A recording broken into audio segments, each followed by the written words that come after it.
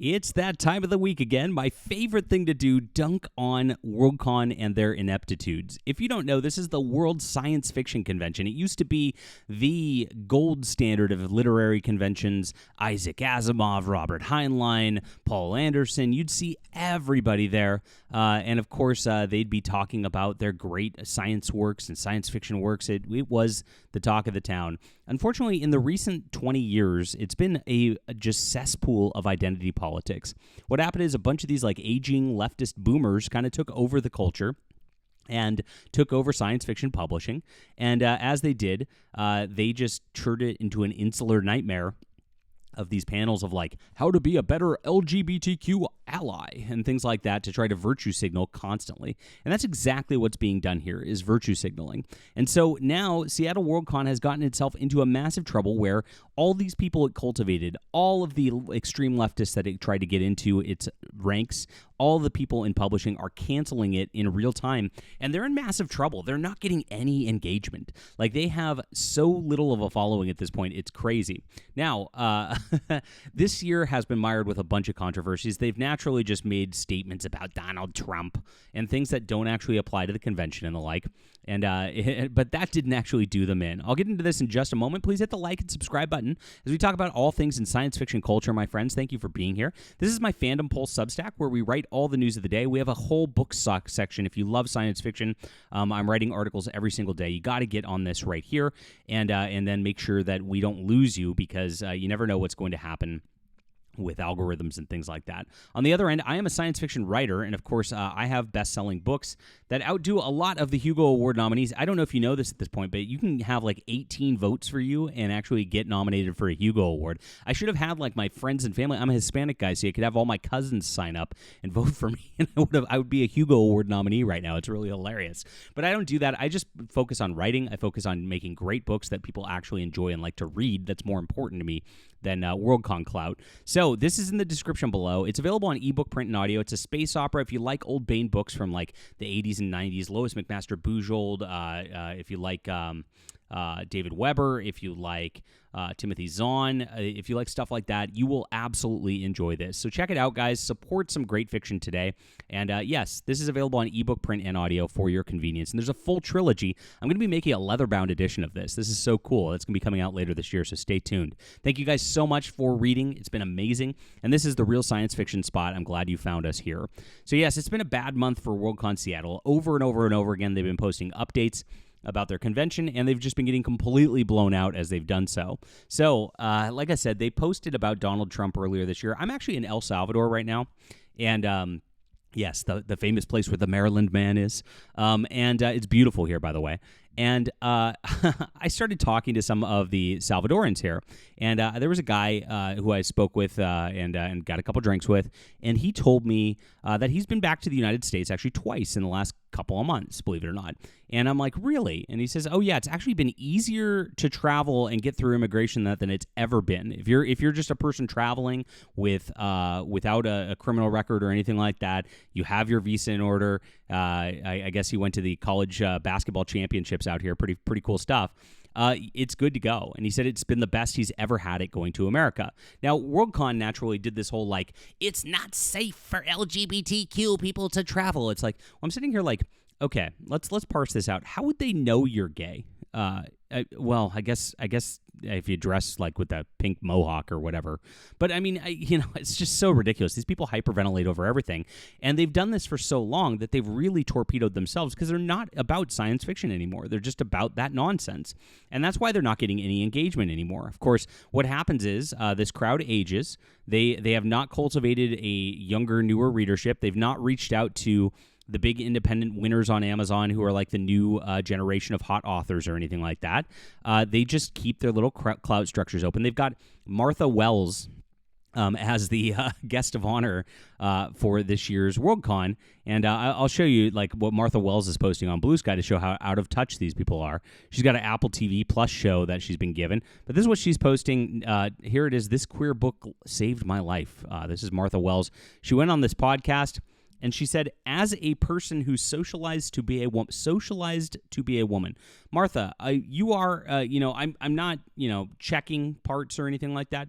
I'm pretty sure, just even looking at the pictures, you're a woman. You're not socialized to be a woman. I'm not qualified maybe to determine what's a woman and what's not at this juncture. But yeah, you weren't socialized to be a woman. You were born that way. Thank you.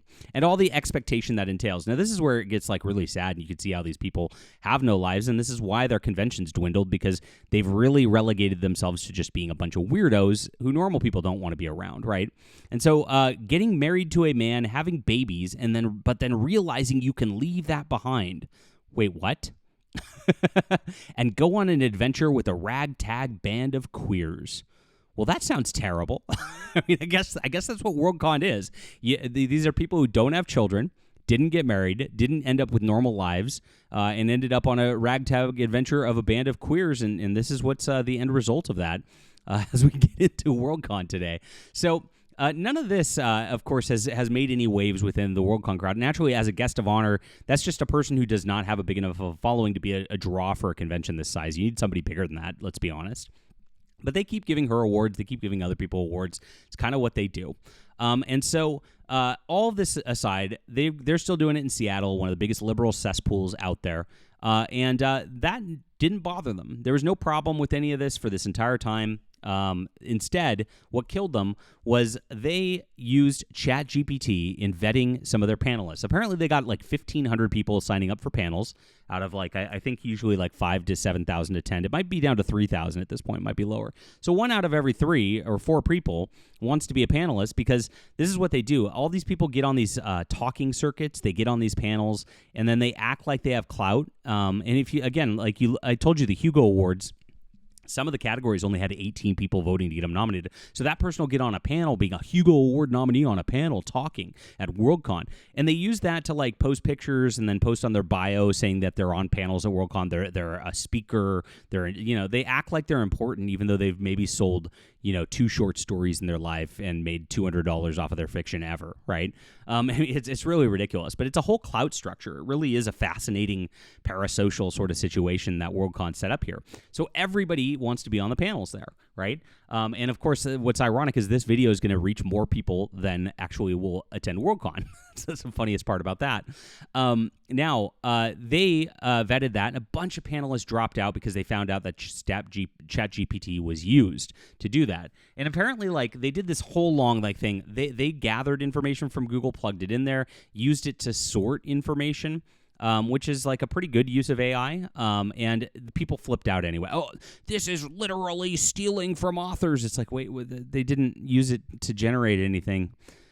This is harming the environment. I mean, the comments were absurd and out of control. You can see they got massively ratioed on their post about this, and this was like the only engagement. I'm going to show you how bad their engagement is in just a second.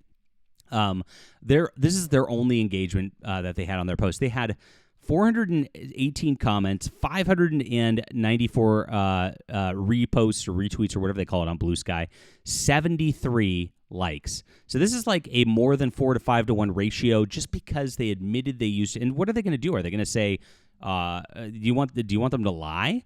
Now, they put out another statement today saying they're re-vetting everybody. It's like, okay, you're going to come to the same conclusions anyway, but whatever. And because of that, they're doing it without AI at this point. They're trying to get people to volunteer with that. Nobody's volunteering because they already canceled Worldcon for using AI. So this is so funny to me. It's so ironic. These people are mad at them for using the AI to vet because they're understaffed. Then they say, okay, we're going to redo it. We're not going to use AI, but they've canceled them for using AI already. And so nobody's volunteering to do it because this is the deal. And it's all volunteer. This is really funny stuff. You can see this. Last week I posted an update on progress at Seattle Worldcon 2025, and our next steps were related to remedying our mistakes related to the use of ChatGPT. Look at how they apologize to these people. Like just very sad. We're waiting to hear back from the people we have invited to help. Regarding revetting, we have invited 2 people new to our team to join. We are waiting to hear back from them. We are still searching for at least 3 to 4 people to join for that team. If you would like to volunteer, please email. I volunteered, by the way, because I'm a helpful person like that. I sent an email to them offering my help, my services. Have not heard back yet, just so you guys know. I just checked my email right now. I still have not heard back yet. So we'll wait with bated breath on that. And so here it is right now. Our next update, once we have identified who is helping and revetting performing our program audit in 3 weeks, whichever comes first. So if you look at this is where it gets kind of weird. So you go Worldcon. Con. I should have pulled this up before doing the video. That's what a professional YouTuber would have done. But here it is. You can see all their posts. Exciting news. Can't make it for the whole con. No problem. Single day memberships. Look at their normal engagement levels. Whoops. 1 like, 1 repost, no comments. Oh my gosh. Look at this. Local flavor, 30 years. This has been a food establishment. 6 likes. That's it. Grim Oak Press, they're retweeting this stuff. Okay. Message from the chair. So this is the one I just read. Look at how few it had. 8 likes, 5 reposts, 1 comment. And if you look at what the comments are, it's really crazy. Like, nobody's happy. Like, even though they're redoing everything, and these are volunteers who are just trying to get a Sci-Fi con going. One more thing that needs to be updated are the people who use ChatGPT and the people who approve the use of ChatGPT still involved with Worldcon. If yes, those people need to be let go immediately. They do not care about human creativity and cannot be a part of this convention. They're demanding the con cancel volunteers for using ChatGPT. This is how crazy these people are that they've courted for years. And like I said, it gets them nothing because nobody's paying attention to the convention. Nobody's interested in the convention whatsoever. It is a big, bad problem that's happening right now. Now, as you go to the quote tweets on this, it's pretty funny, too. Are they done inviting panelists, or is it on pause while they mess this out? Are the folks who were turned down now back in the running? Are folks approved being checked again? Who knows what the they, them. Sir, a 4th apology has hit the building, yes. And here's Jeff Vandermeer, who is apparently up for the Hugo Awards. He says he's not going. So no real progress. I guess the main thing is it'd be nice if the folks in charge hadn't been this clueless in the first place. But note, they are processing refunds. So this guy who is a Hugo Award finalist has virtue signaled he's not going, and then is telling his fans, note they are processing refunds. So he's telling his fans to refund their tickets to the convention, to cancel the convention as a Hugo Award finalist. This is really ridiculous. Next level virtue signaling right here. Now, this guy wins tons of awards. He's like a serial award-winning guy. And of course, when I was posting about this earlier, most of my reader populace were like, "I've never heard of this person," and no, that's by design. And so here it is. It's really funny because I went through his feed, and he clearly is reading Fandom Pulse, which I appreciate because I know exactly where is this? Where's this little deal? Gosh, there's so much nonsense around this. He posts too much. And let's see. Oh, here it is. An online site typified this post as virtue signaling. Well, you can blow that out your ass too. Wow. So yes, that's my site because I'd be the only one talking about him virtue signaling, and I'm the only one talking about Worldcon at all, to be honest. Fandom Pulse right here. So thank you, Jeff Vandermeer, Hugo Award finalist, for reading and being a fan of Fandom Pulse. Really appreciate you being here. But yes, it is virtue signaling, and that's what's going on here. This is a huge virtue signaling, circle jerk, cancel sort of situation of a convention, and I'm living for it. I'm enjoying it because they've turned on themselves. Really what they're doing is just attacking their own clout structures they built up, their own accolades with the Hugo Awards that they built up. They are tearing it down themselves in real time, and it's so hilarious to watch. And it's really crazy to watch, like I said, the engagement levels on anything else. Unless there's a strange controversy involved that they can pick at, nobody's interested in this convention. It's completely over. They are kaput. And we'll see what the actual attendance ends up being this year. We will be following that the whole way. Please hit the like and subscribe button. Leave a comment down below. Love to hear from you, my friends, about what you think about this. I'm loving it. Mick loving it. Please check out The Stars Entwined and the whole series, guys. The Arishon War is so much fun, and I can't wait for you guys to read. It's available on ebook, print, and audio in the description below.